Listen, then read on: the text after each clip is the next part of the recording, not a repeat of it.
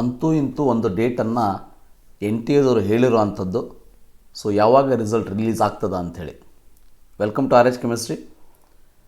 So September 7ಕ್ಕೆ NEET ಫಲಿತಾಂಶವನ್ನು ಬಿಡುಗಡೆ ಮಾಡ್ತೀನಿ ಅಂಥೇಳಿ ಎನ್ ಟಿ ಎದವರು ಎಲ್ಲ ನ್ಯೂಸ್ ಚಾನಲ್ಗಳಿಗೆ ಹೇಳಿರುವಂಥ ಹೇಳಿಕೆಯನ್ನು ಇಲ್ಲಿ ನಾವು ನೋಡ್ತಾ ಇರ್ಬೋದು.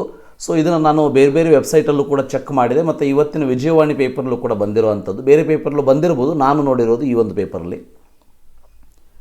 ಸೊ ಅಂತೂ 1 ತಿಂಗಳು 15 ದಿವಸ ಆದ ಮೇಲಾದರೂ ಎನ್ ಟಿ ಎದವರಿಗೆ ಹೇಗೆ ರಿಸಲ್ಟನ್ನು ರಿಲೀಸ್ ಮಾಡಬೇಕು ಅಂತ ಮನಸ್ಸು ಬಂತು ಅನ್ನೋದೇ ಬಹಳ ದೊಡ್ಡ ಕ್ವಶನ್.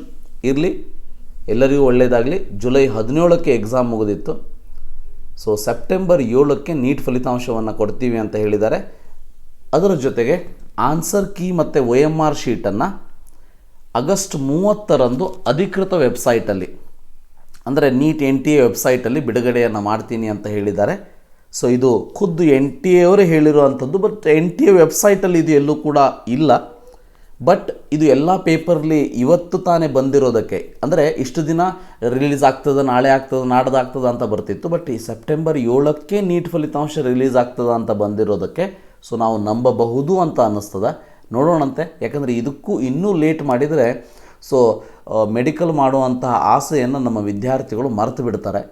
ಸೊ ಆದ್ದರಿಂದ ಸೆಪ್ಟೆಂಬರ್ 7ಕ್ಕೇ ನೀಟ್ ಫಲಿತಾಂಶ ಬರುವಾಗಲಿ ನಿಮ್ಮ ಎಲ್ಲ ರಿಸಲ್ಟ್ಗಳು ಒಳ್ಳೆಯದಾಗಲಿ ಅಂತ ಹೇಳ್ತಾ ಈ ವಿಡಿಯೋನ ಇಲ್ಲೇ ಮುಗಿಸೋಣಂತೆ. Thank you. Have a nice day.